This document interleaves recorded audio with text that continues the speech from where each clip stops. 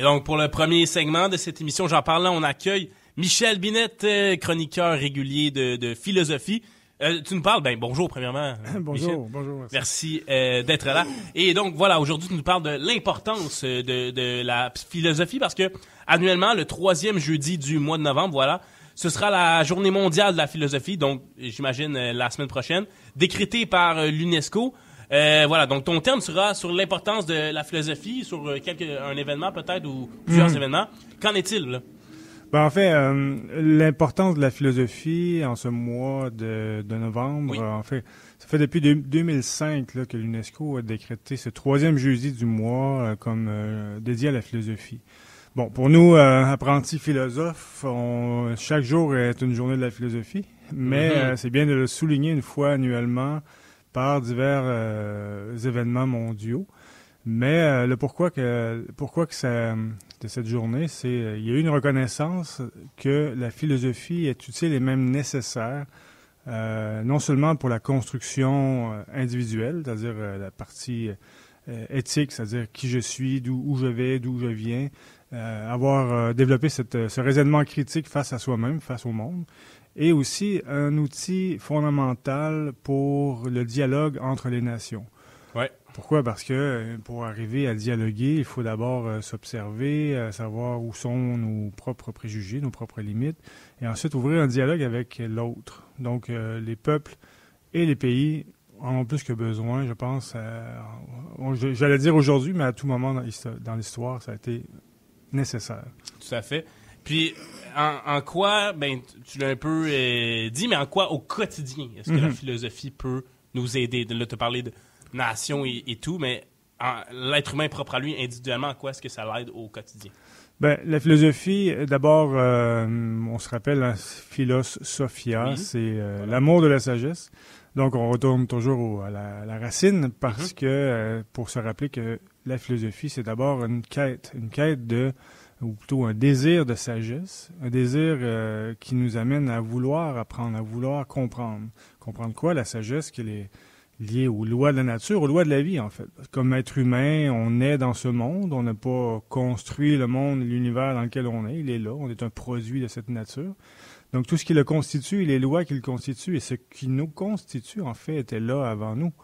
Donc, tout ce qu'on peut faire, on a cette capacité qu'on pourrait appeler de comprendre le monde intelligible, comme le dirait Platon, c'est-à-dire aller à la racine de tout ce qui est visible. Parce que pour les anciennes traditions, tout ce qui est visible, tout ce qui est mesurable, palpable, mais en fait n'est que le reflet de quelque chose de plus d'invisible, en fait. Un exemple, les planètes qui tournent sont le reflet de lois, par exemple, de la gravité, si on peut au niveau physique. Mais c'est vraiment même à notre niveau, c'est-à-dire comment on agit au jour le jour, le pourquoi de nos actions est souvent invisible. Si quelqu'un nous observait d'en haut, comme une espèce de géant qui nous regarde, puis il regarde des petits monsieur, bonhomme aller, des petites madame aller sur la planète. Il pourrait qu'il y en a beaucoup. Ça, il pourrait que ça grouille dans tous les sens. Il essaierait de comprendre pourquoi ils vont de point A à point B. Là, il essaierait de faire des théories. Peut-être parce que ci, parce que ça. C'est pourquoi on est ici à la radio. Il pourrait dire, ils viennent ici parce que, je sais pas, il fait chaud, il fait froid dehors, donc il fait chaud, il faut qu'ils rentrent. Ce serait difficile pour quelqu'un de comprendre ce qu'on fait. Ouais. Parce que les pourquoi sont invisibles, en fait. Ne sont pas visibles dans le sens où on peut pas les mesurer nécessairement. Pourquoi il est venu à la radio? Pourquoi l'autre, il veut être animateur de radio? C'est pas quelque chose de palpable. Donc, nous avons cette capacité à aller dans le monde invisible, mais on doit apprendre à y travailler. Donc ça, pour ça qu'au quotidien, la philosophie est utile parce qu'à chaque jour peut être le terrain de pratique, le terrain d'observation, en fait, de notre compréhension du monde. Mais en soi, qu'est-ce que ça développe, en fait? En fait, c'est une bonne question. Qu'est-ce qu'on développe? Je dirais en premier lieu, il faut développer l'observation, mais aussi apprendre à travailler avec notre propre conscience. Et voir que notre conscience, en fait, dans une journée, elle se promène un peu comme dans un ascenseur, c'est-à-dire des fois elle est dans l'estomac, des fois elle est dans les émotions, des fois elle est dans la raison, des fois elle retourne dans l'énergie parce que je suis fatigué. Donc la conscience, comme un ascenseur, monte et descend. si je me cogne l'orteil sur le coin de la table, ben la conscience va aller dans l'orteil parce que là, ça fait mal. T'sais. Donc, mais aussi, il y a d'autres plans plus élevés que l'on cherche comme philosophe, c'est-à-dire le monde des idéaux, le monde des idées, le monde des principes, appelons-le comme ça, ou des archétypes, pour reprendre des mots. En fait, pourquoi qu'on s'intéresse? Parce que c'est de là qu'on peut trouver le pourquoi de notre existence, en fait. Pourquoi je vis? On est dans un stade de l'évolution humaine où on est comme en deux mondes, en fait. On est entre une espèce de monde instinctif, des instincts un peu bestial. Je vois l'image est un peu forte, là. C'est-à-dire de l'égoïsme, et le monde plutôt l'humain complet, avec l'humain, avec les principes de la générosité, l'altruisme, la fraternité. Donc, on est comme un peu entre ces deux mondes. Et pourquoi ça nous intéresse? Parce que vers où on veut aller? Est-ce qu'on veut aller retourner vers un monde d'instinct et chacun pour soi, ou on veut aller vers un monde d'union? Donc, chacun doit avoir cette question ou ce raisonnement, cette réflexion. Qu'est-ce qui est mieux pour nous, en fait? Qu'est-ce qui est mieux pour tous? Et dans un monde de conflits, de guerres et tout ça, par exemple, je vois à l'extrême, ben l'humain se développe quand même, mais c'est pas le contexte idéal, disons-le comme ça. Mais si on est dans un monde où chacun a accès à la capacité, plutôt à accès à ce qu'il a besoin pour avancer, disons-le comme ça, avancer dans le sens d'être humain, c'est-à-dire si on n'a pas de limitation, tout le monde a accès à par exemple, l'éducation, tout le monde a accès à la santé, tout le monde a accès à ce qu'il veut faire comme dans la vie. Ben chacun devra chercher son chemin, et ce chemin est d'abord à l'intérieur. Mais si on arrive, on connaît que ce chemin et on essaie de le vivre, mais on est dans un monde avec plein de limitations, plein de conflits, ben ça va être difficile. Je ne sais pas si c'est clair ce que j'essaie d'expliquer. Ben, quand vous dites à l'intérieur, est-ce qu'on parle d'introspection, on parle de conscience? Exactement, c'est ce que je voulais dire tantôt, avec cette conscience qui doit s'élever comme dans un ascenseur au monde des idéaux, parce que ce sont eux qu'on veut vivre concrètement. Mais qu'est-ce qui nous empêche de vivre? Par exemple, j'ai un rêve de devenir plus courageux, plus empathique, plus juste et plus... d'être capable d'aider les autres, d'être capable d'exprimer le meilleur de moi, peu importe le moyen, je vais d'abord essayer de le capter, et ensuite de le vivre. Pourquoi je suis pas capable de le vivre? Parce que j'ai des peurs, je suis gêné, je suis timide, je suis pas capable, je sais pas comment. Il y aura plein de... C'est comme si on arrive à capter des outils, plutôt des idéaux, c'est le meilleur mot que je peux trouver, de comment je me vois moi-même meilleur, et j'essaie de le vivre, il y aura des difficultés. Donc, notre combat, c'est d'essayer de défaire ces difficultés pour que ce soit une espèce de canal, comment je dirais, plus direct entre la pensée, le cœur et l'action, disons comme ça. Tandis que là, l'action, des fois, vu que on peut le vivre des fois avec nos amis, où on parle de choses qui nous inspirent, et on est tous fraternels, on s'aime tous, mais je me retrouve dans un autre contexte, et puis là, je connais pas les gens, je sais pas quoi qu'ils pensent. Puis là, je me plie un peu à la marche, je suis un peu comme tout le monde. Ouais. Pourquoi je n'arrive pas à être intègre dans toutes les sphères de ma vie, en fait? Ouais. Parce qu'il y a quelque chose en moi qui me limite. C'est pas l'extérieur qui me limite, il y a quelque chose en moi, que ce soit une peur, une crainte ou un préjugé ou peu importe, qui me limite à être qui je veux être, à être qui je suis, en fait. L'envie de bien paraître devant ces gens qu'on ne connaît pas. Et, je vois. Par exemple. Donc, c'est pour ça que la philosophie est utile au quotidien. Tout à fait. Mais justement, on entend souvent des propos de la sorte. Ça m'est arrivé que la philosophie, on la rejette un peu du revers de la main. Pourquoi est-ce qu'elle n'est pas assez valorisée et elle pourrait être plus valorisée aujourd'hui, justement, la philosophie? Peut-être une réflexion de raison ou de chemin, c'est qu'elle doit trouver sa place dans le monde concret. C'est-à-dire qu'elle doit être pratique, elle doit pouvoir se vivre au quotidien. Et ça, c'est pas nécessairement simple, dans le sens qu'on peut se relier, on lit des livres de philosophie, on se relie aux grandes idées, mais comment je les vis, il y a comme, j'arrive pas à voir le lien entre les deux. Donc, la philosophie peut paraître intellectuelle. C'est-à-dire, on va lire des livres de philosophes, de Platon, Socrate, ou d'anciennes traditions, ou même des philosophes nouveaux, mais je vois pas comment je vis ça, autre que dans un dialogue avec des gens que je connais ou dans des contextes définis, mais sinon, comment je le vis au quotidien.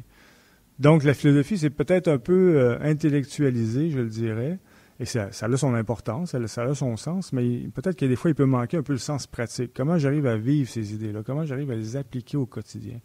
Donc, c'est pour ça que peut-être on a besoin de revaloriser la philosophie comme un chemin de vie, en fait, comme un chemin d'action quotidienne, c'est-à-dire de voir la vie comme un laboratoire d'expérience et d'action, réflexion constante. Et quand j'agis, je réfléchis sur l'action. Quand je réfléchis sur l'action, j'essaie d'appliquer ce que j'ai réfléchi, une espèce de circuit comme ça qui fait que je m'améliore tranquillement entre j'arrive à penser, à sentir et à agir comme je pense de plus en plus. Parce que je me suis pratiqué, c'est comme une forge, un peu comme j'arrive à forger la forme de quelque chose par le feu de l'action, par le feu du four, et puis j'arrive à cogner, puis j'arrive à sculpter ma vie, en fait, en fonction de mes idéaux, en fait. Intéressant. Puis au-delà des diplômes, il y a un bac en philosophie qui est possible de faire, mais est-ce qu'il y a un esprit philosophique universel? Ben, la philosophie, je pense, c'est pas juste moi qui le dis, mais que la philosophie est naturelle. Okay. C'est-à-dire qu'elle, dès qu'on est même enfant, les enfants se posent des questions sur le sens de la vie, pourquoi le ciel est bleu. C'est ce que tu nous disais là, exactement. Dans ta première chronique. Exactement. Donc, on est philosophe. Et donc, ensuite, qu'est-ce qui fait qu'on peut le rester? Ben, c'est qu'il faut trouver quelque part des petites réponses. Parce que si on n'arrive pas à trouver quelque chose, au moins un début de réponse à ces grandes questions, ben, à un moment donné, on tombe un peu dans la routine du train-train quotidien, métro, boulot, dodo. Et je ne dis pas que c'est négatif, mais dans le sens où, c'est-à-dire qu'à un moment donné, ces grandes questions doivent trouver un nid de réponse, appelons-le comme ça, pour nous aider à avancer. Sinon, qu'est-ce qui va se passer? Libre, en fait. Être de plus en plus libre. Ouais. Sinon, qu'est-ce qui va se passer? Ben, c'est que ces questions-là qui étaient là, ben, on va les oublier tranquillement. Et qu'est-ce qui va se passer? La vie est bien faite dans ce sens-là, où il y aura des crises de la vie. Souvent, on en parle même de la crise de la vingtaine, la trentaine, la quarantaine, la cinquantaine. Bon, c'est plus ou moins quelques années, mais le point, c'est qu'il y a des cycles et on voit que les grandes questions reviennent à ce moment-là. C'est-à-dire, souvent, qu'est-ce que je fais de ma vie? Vers où je m'en vais? Qui je suis? Qu'est-ce que je veux faire? Même si on peut être rendu à 60 ans et se poser encore la question. Et il faut trouver un début de réponse. Et peu importe l'âge, on peut commencer à devenir vraiment philosophe, c'est-à-dire vivre de façon philosophique, peu importe l'âge, en fait. Tout à fait. Y a-t-il un personnage qui vous inspire particulièrement, un philosophe, qui vous inspire davantage? Personnellement, je m'y connais beaucoup moins de vous, mais la citation de Socrate, tout ce que je sais, c'est que je ne sais rien, ça m'a toujours marqué. De votre côté? Socrate était évidemment un personnage historique et un philosophe fondamental par son approche à la fois sociopolitique, dans le sens où il allait rencontrer les gens de la cité pour questionner, pour réfléchir. Il leur posait des questions qui mêlaient les gens, qui étaient pour les piéger un peu, là. C'est ça, pour en arriver à finalement se rendre compte de qu'est-ce que je sais au juste. Parce qu'on fonctionne un peu tous comme ça, c'est-à-dire on pense savoir parce qu'on ne s'est jamais vraiment posé la question. On s'établit des certitudes même. Exactement, on peut parler même dans des soupers d'amis, on parle de certitudes et puis on parle de nos opinions. Tout d'un coup, si quelqu'un arrive à nous poser des questions précises et puis on se rend compte, finalement, je ne suis plus c'est pas une certitude, ça, là. C'est ça, c'est une croyance, finalement, puis on en a plein. Donc, c'est bien de s'en rendre compte. Donc, le philosophe Socrate est vraiment intéressant comme référence. Mais il y en a d'autres que j'aime bien, les stoïciens qui sont vraiment intéressants, comme Marc Aurèle, qui était empereur philosophe, c'est-à-dire qu'il a été à la fois... il a eu l'humilité du philosophe. Quand on lit ses écrits, on voit que c'était pas quelqu'un qui se prenait pour quelqu'un d'autre, là. C'était vraiment un grand philosophe par son action, par sa façon de vivre. Mais un autre qui m'intéresse encore dans les Romains, je dirais, mais c'est Julien l'empereur, qui était aussi empereur romain, mais qui a essayé de rétablir... parce que la Rome ancienne avait un esprit, ça pourrait faire l'objet d'une chronique juste sur Rome, parce que c'est un sujet qui m'intéresse vraiment. Mais il a essayé de ramener un peu l'aspect essentiel de la Rome ancienne dans un moment où c'était devenu un peu, figé, parce que c'était devenu chrétien, puis là, tout le monde devait être chrétien, sinon tu n'étais pas une bonne personne. Lui, il essaie de retrouver un peu le sens philosophique de l'action et de la vie, en fait. Ouais, là, on doit conclure, malheureusement, ça passe si vite. En terminant, là, il y a plusieurs événements de la philosophie dans la province, là. C'est ce que... Ben, moi, je peux parler de l'événement auquel je participe, qui est la Nuit de la philosophie, qui est de la 4e année, cette année. Et le thème, c'est de l'unité, vers l'unité par la diversité. Parfait. Ben, on suit ça, certainement. Michel Binette, chroniqueur de philosophie, merci beaucoup pour cette autre chronique. Merci beaucoup à toi. Bonne journée. Bye bye.